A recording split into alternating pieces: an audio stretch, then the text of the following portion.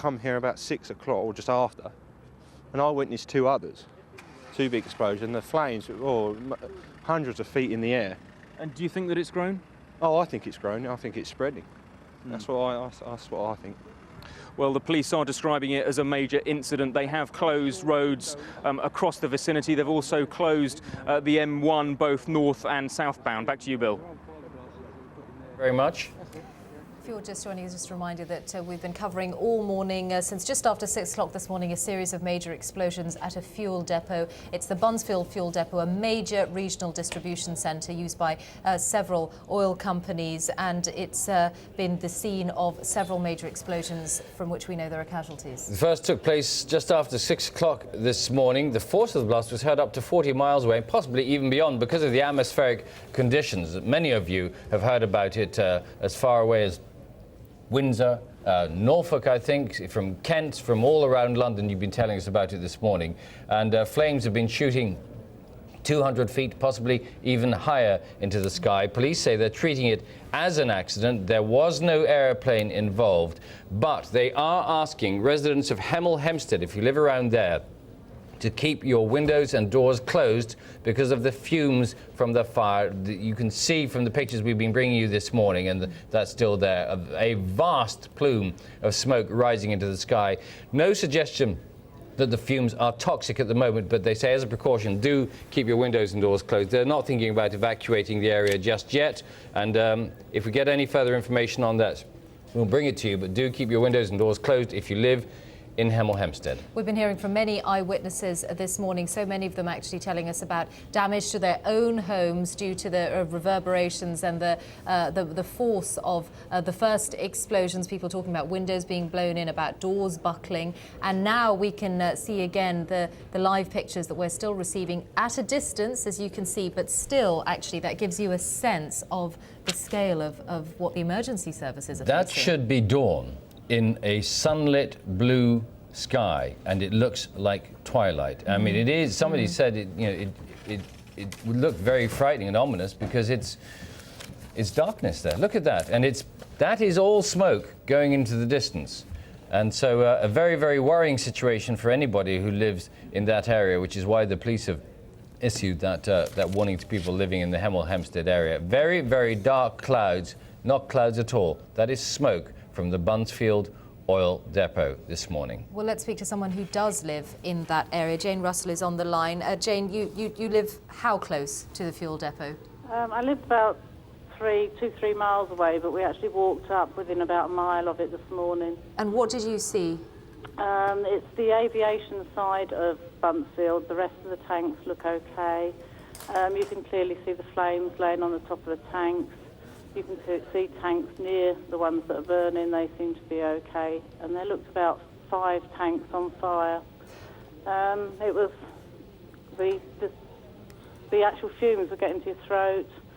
We were woken by a huge bang, which appeared to be our, we thought was our fires or something as well, because all our fires, my neighbour's fire as well, backfired. It was, there's quite a lot of debris in the fields. We passed lumps of metal, and there's lumps of insulation, paper laying all over the fields. We've picked up pieces of paper. There's some from Planning Technology, which is Hemel Hempstead, and with other bits and pieces. And it looks as though there's a bit of a plan from the oil depot, but whether it is or not, I don't know. But there's certainly lots of rubble and bits and pieces laying around. Jane, when you spoke about the fuel depot, it sounds as if you're quite familiar with it. You spoke about the aviation side of the depot. Are you familiar with the site? It's split into two. The aviation side is on across from the main depot, and it seems as though it's the aviation tanks that are the ones that are damaged. Okay, so from what you can see, it's not the whole of the depot that's affected. No, it's one it's part not of the whole it. Of the depot at all. No, there's quite a few tanks that are quite separate from that. It's in one area. Now, also, I presume that you are, as the police in your area are advising you, keeping your windows and doors closed. Yeah, we've actually given got this all smoke. the smoke above us. I mean, we've just completely closed by it all. We live in a valley on farmland, and it's literally coming down in the valley. So yes, it is quite toxic. What about any damage to your home or the homes near you? No, the only damage there's no damage at all to our house. It's just that the fires blew back, so we've got a lot of dust and ash around. My father-in-law's loft hatch blew open, and he's actually in St Albans itself. They were woken by a large bang and bright lights. So there's no actual damage here. And Jane, how have people felt over the years about living near to the fuel depot? Have there ever been any sort of safety fears connected with this site? For me personally, not particularly, no, because I've always felt I'm far enough away. But I'm sure there are people in Hemel that have been concerned about it. And obviously with the problems recently with terrorism and such like, I'm sure that's been more in their thoughts. Okay, Jane, many thanks indeed. Jane Russell, one of the people who live very close indeed to the site of the fuel depot.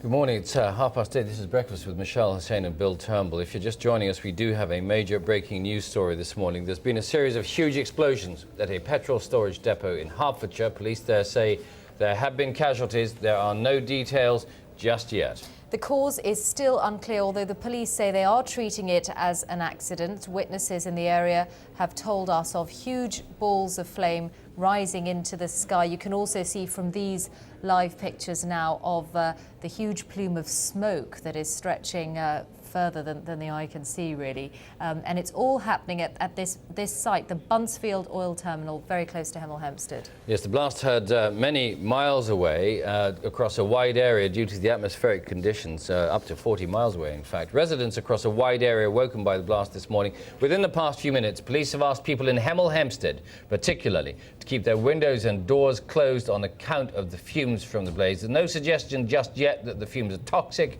They are taking the action as a precaution. At the moment, they say they are not, though, considering evacuating the area. Let's go to our correspondent, Colin Campbell, who's at the scene where these pictures are being taken from. And Colin, that plume of smoke does appear very ominous because it is absolutely vast, isn't it?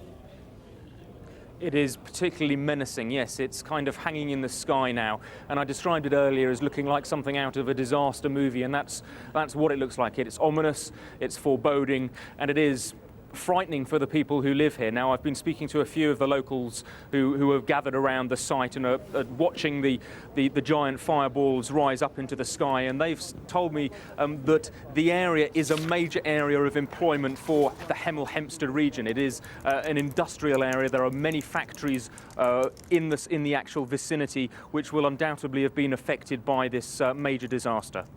And the fire itself, well, as we were hearing from eyewitnesses a few minutes ago, I don't know whether you can see from where you are now, it seemed to be spreading, if anything. It most certainly does not appear to be dying down. There are very large orange flames bellowing out from the core of the actual site. They are becoming harder to actually see because there is so much of that black, acrid smoke.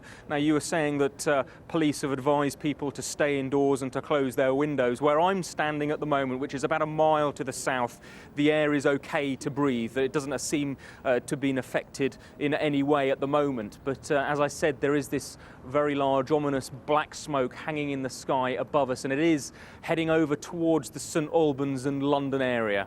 Colin, police saying this, as far as they can tell, this was an accident. That's right, yes. I have heard a couple of people say that they thought that they heard an aeroplane, or they thought that it was caused by an aeroplane. Now, I don't know if there's been a game of Chinese whispers and this has been blown out of proportion, but the police are now most definitely saying this is an accident and that there were no planes involved or causing the actual explosion itself. But there have been casualties. We don't have numbers, and details still very sketchy. That's right. The actual area where the explosion has happened is, as I said, it is an industrial site. There are factories there, but people have told me that there are also a number of blocks of flats. It's unclear how many people were in the area, how many people were actually working at the depot overnight. One man I've spoken to said that he was this morning on his way there just shortly before he heard the explosion. So he had a lucky escape, but it's unclear how many people have been injured. There will undoubtedly, though, be casualties and will be people who will have to have been taken to hospital. Colin Campbell, for the moment, thank you very much.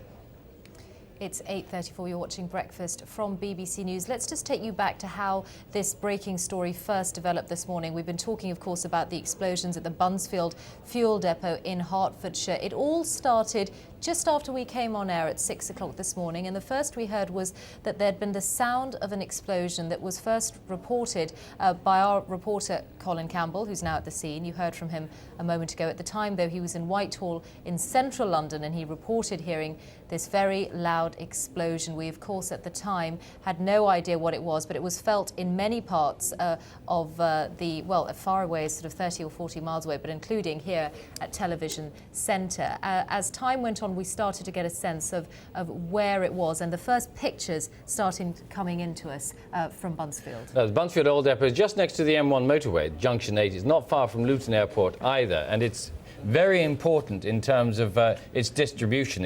When full, it contains 60 million gallons of fuel, we're told. So it's a very big site, and it supplies fuel to places like Heathrow Airport and one or two of the other airports. It's one of the important sources of fuel for them. The police saying at this stage, though, they do believe that it was an accident. Details on casualties have been very sketchy, but local residents have been telling us throughout the morning about the windows being blown out, about the doors buckling, they couldn't get out of the house. They're saying ventilator fans were blown through the walls, and some were saying they felt debris landing on the roofs of their houses as they woke up to this extraordinary bang, and then a couple of other blasts immediately afterwards. And these are all amongst the pictures that have been sent in to us by you, our viewers, this morning. Very much of the information we had at the very beginning was due to people texting or emailing us and then coming on the air to tell us what they had seen in their area. As you can tell from this, as light came, then we started to get a better sense, and indeed then we also started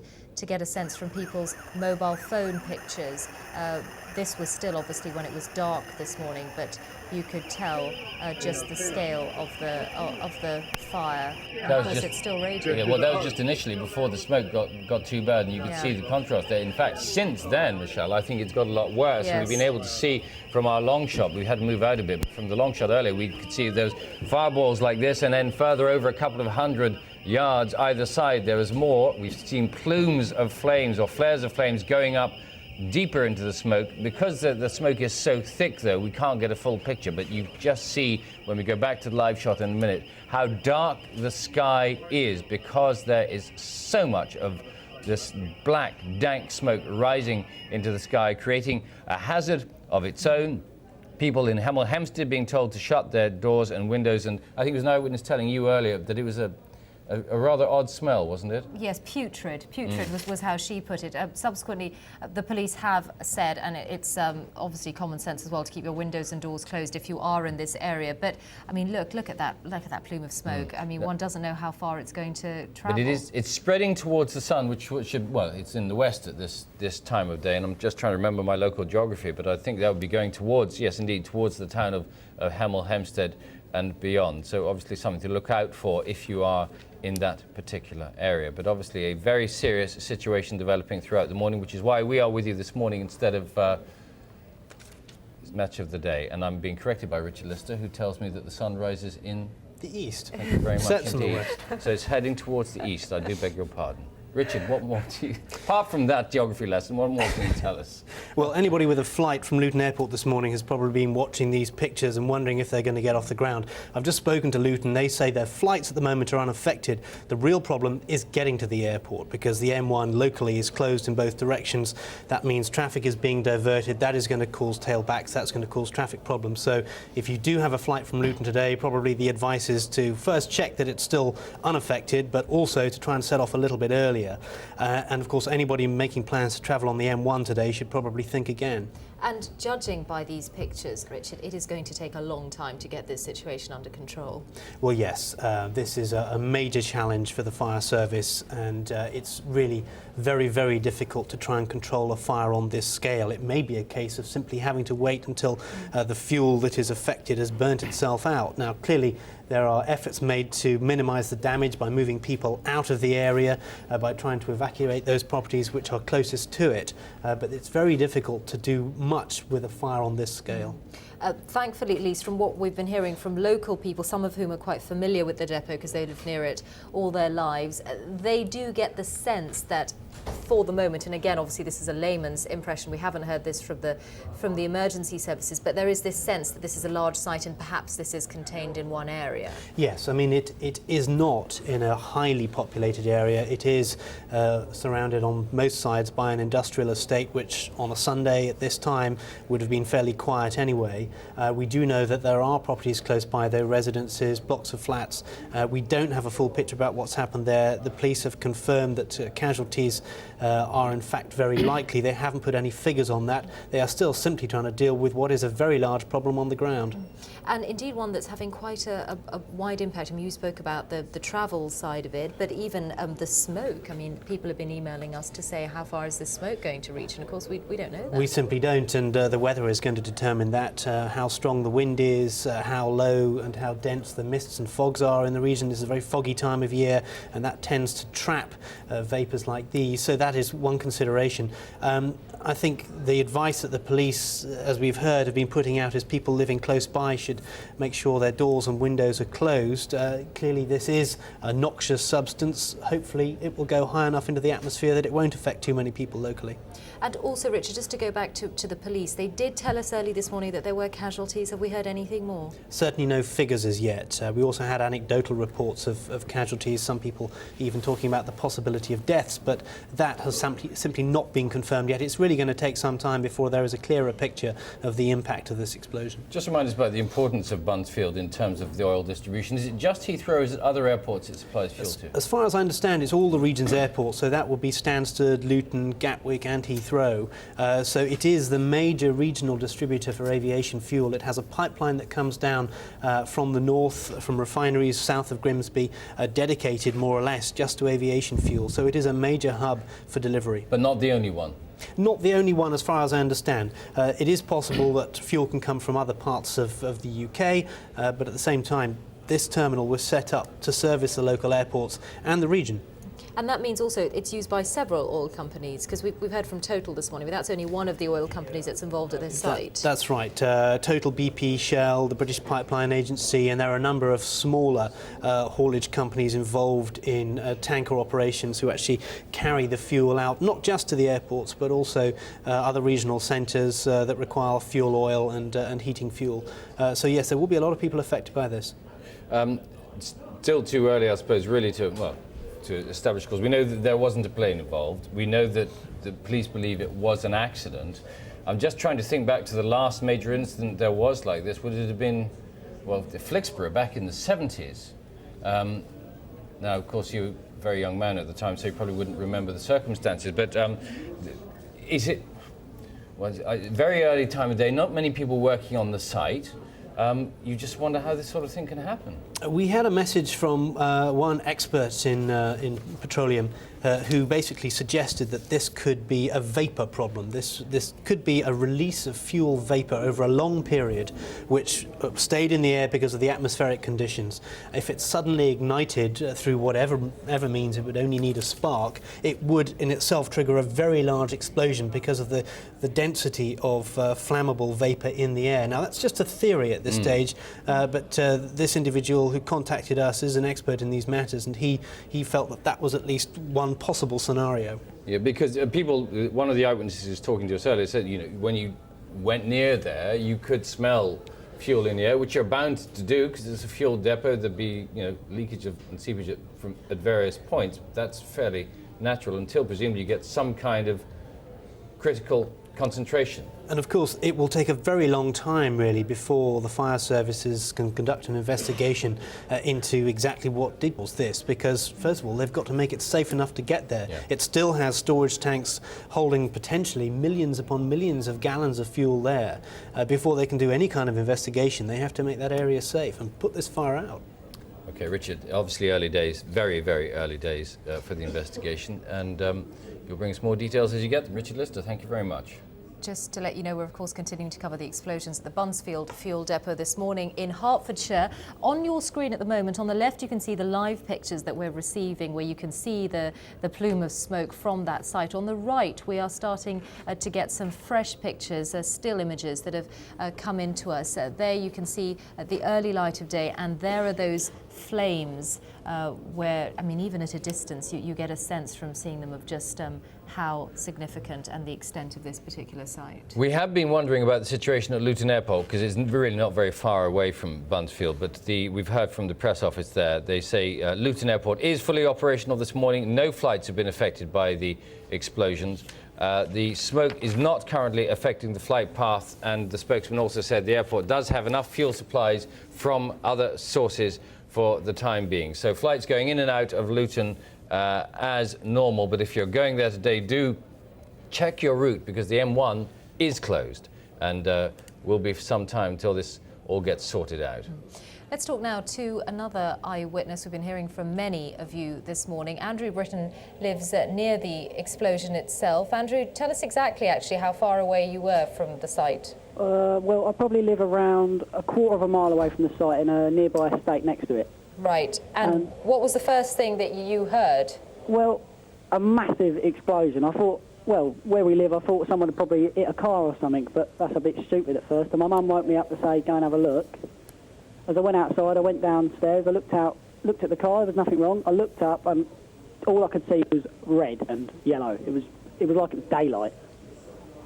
How does it look to you now from where you are? Because the shot we're seeing is at quite a distance, and we can really only see the smoke. We can just about see the flames. But from where you're looking, can you still see significant flames? Well, at the moment I can't see that many flames, but I walked as close as I could get to it. I was probably around 500 metres away from it, and they'd cornered off the road.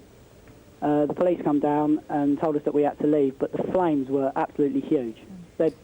The shock had blown holes the size of trucks in walls. Concrete walls had fallen through.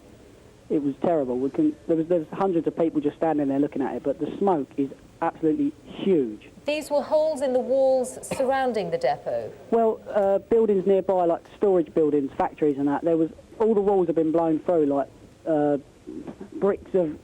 huge brick walls have been gone through, 10 metre high loading bays, all the doors have been blown through as well. What about the damage to where you live and the area around it? It smashed two of my back windows. Two of my back windows have gone in, and there's a block of flats near down the bottom where we live, and all the windows there have been blown out. Mainly just all the windows have been done around where we live. And have the police been round with any warnings, any information for you? They haven't, but when I went to have a look what was going on, because it was only about 6:15 when I got there, so it was only just about happened, because I live so close to it, and we were there for about 10-15 minutes. They said that we'd have to get at least 10 miles back, because I was that close. They said if it blows up, another one blows up, would be in big trouble. So you went back indoors then? Yeah, I had to leave then, yeah. And you've kept your windows and doors closed? Yeah, we just closed them up now. Yeah. But what is, I mean, is the smoke impairing a lot of what you can see from your windows? Yeah, it's just building and building up. Like my conservatory, you can see straight out, the whole of the sky is just black. One side it's nice and clear, the other side is just black. Andrew, it must have been a pretty terrifying experience. I mean, you were intrepid enough to obviously go out and walk towards the depot afterwards, but being so close to these explosions. Yeah, it's kind of strange. Like my sister was at work today, working near the area, and I wondered. I just wanted to see what was happening, just to see if the whole area was on fire, just to see for my family's sake and that. But it is pretty bad. Okay, Andrew Britton, an eyewitness just a quarter of a mile away at the time the explosions happened. Thanks very much indeed for talking to us this morning. You're watching Breakfast. If you've just joined us, our breaking news this morning is that there has been a series of massive explosions at an oil refinery near Hemel Hempstead in Hertfordshire. It happened at the Buncefield Oil Depot at Leverstock Green just after 6 a.m. Now, Buncefield supplies aviation fuel to airports in the southeast, including Heathrow. The blast was actually heard and even felt up to 40 miles away. We have got reports from many parts of the country saying that they'd heard an explosion. It soon became apparent that they were all reporting the same explosion, which was here at Buncefield, and it sent flames shooting hundreds of feet into the sky. These are some of the images that our viewers started to send us very early this morning. It was still dark, but you can get a sense then of the flames immediately, which started raging at the scene and indeed are still raging. Now, there have been casualties at and around the depot. No confirmation of numbers as yet. Police say they're currently treating the blast as an accident. Also, though, they're asking people living around Hemel Hempstead to keep their windows and doors closed because of fumes from the fire. No suggestion just yet that the smoke is toxic. It's just a precaution. At the moment, they are not considering evacuating local residents. One of those local residents is Lionel Geary. He lives in Hemel Hempstead, his house right in the path of the plume of smoke. And Lionel, good morning. I hope you've got your doors and windows closed. Yes, I have indeed. Tell me what you can see, though. Well, at the moment, there's just a column of smoke that's going up and more vehicles going past. I suppose you heard that. It's blowing, it's a north-east by east wind, and it's blowing over Hemel Hempstead. Are you there? Yes, no, I'm just listening to what you're saying. How thick is the smoke where you are? It's extremely dense. So what's visibility? What's your visibility like, Lionel? Well, at ground level, it's becoming very hazy because there's smoke coming across the ground level. But overhead, it's just 100% cloud cover, you would call it, if it was cloud. A rather alarming situation for you. Well, I'm not really worried about it because the big cloud is quite high up, but it's the tenuous stuff that's drifting along at ground level now that's reaching this house. Did you get any indication before you closed your windows of any particular smell? Well, I went out and I did have I could detect a smell, yes, just as like a bonfire type smell more than anything else. And what did you get woken up by the blast this morning where you were? I was already awake. I was sitting down and I heard the whole thing. I heard the first massive explosion which shook the house, but as I told your researcher, it was preceded by a lesser explosion. So there was a smaller explosion and then a bigger one? Yeah, that's right, yeah. Did the two explosions sound the same, or was there some kind of difference in the detonation? They were of different intensity, but one led into the other. And then since then there have been 3 more explosions. All right. Well, Lionel, thank you very much for joining us this morning, and let's hope you stay safe along with your other residents in Hemel Hempstead this morning. Our coverage continues in the aftermath of these explosions at the Buncefield Fuel Depot in Hertfordshire. You're still seeing the live pictures on the left-hand side of the screen from there. Let's talk now to Justin Balcombe, who's a disaster management expert who lives not far from the site. Justin, does not far mean that you were close enough to see something yourself this morning? Absolutely, and feel something. Just after 6 this morning, I felt the explosion. It shook our house and the surrounding area. Now, with the work you do in disaster management, the police are treating this as an accident, but how do you deal with trying to get a situation on this scale under control? Well, there's a number of stages that will evolve over the ensuing period. Initially, clearly, the emergency services have established or are establishing a number of cordons.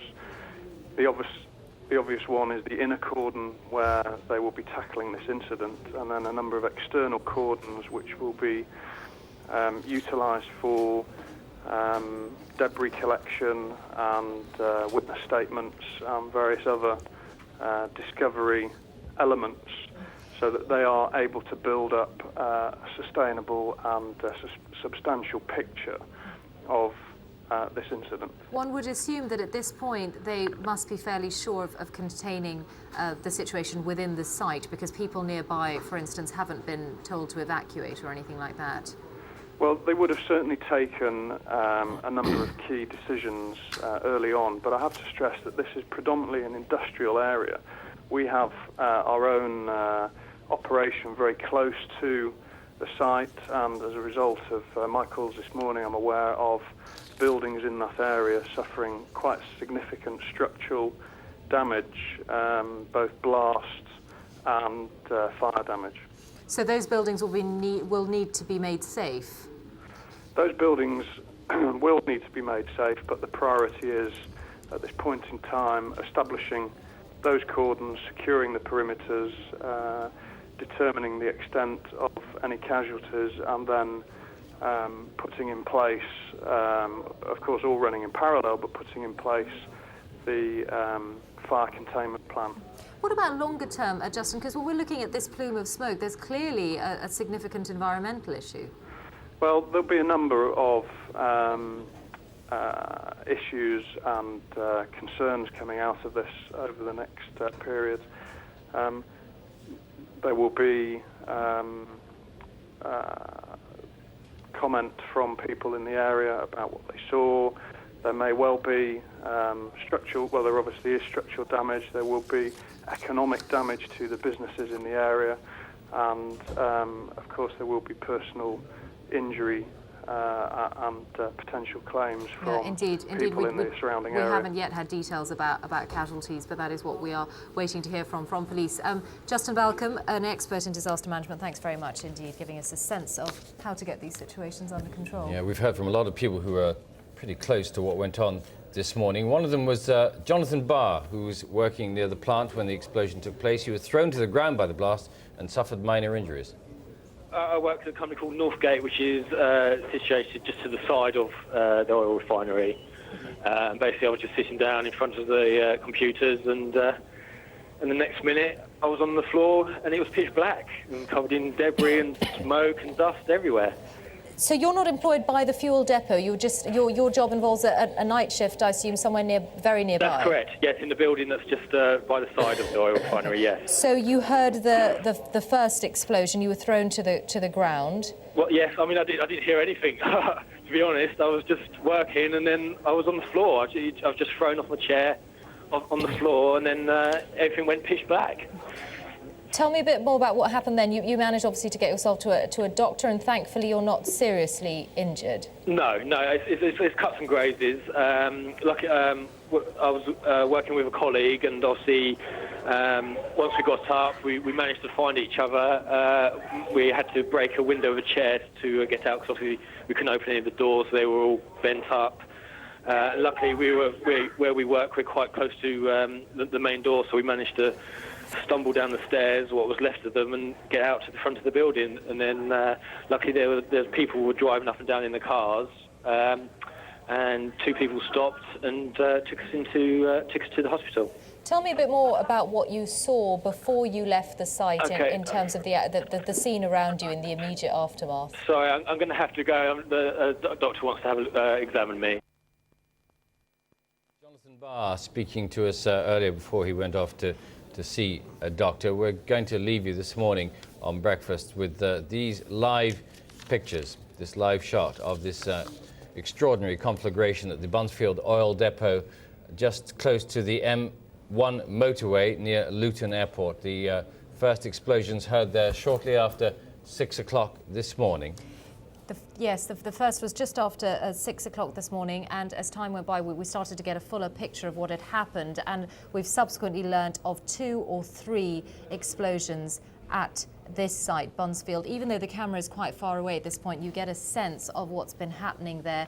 We're too far away in this shot to see the flames, but that huge plume of smoke gives you a sense of what the emergency services on the ground at Buncefield are grappling with this morning. And a very difficult situation. It seems that the fire, if anything, is spreading at this stage, but when you consider there are tens of millions, possibly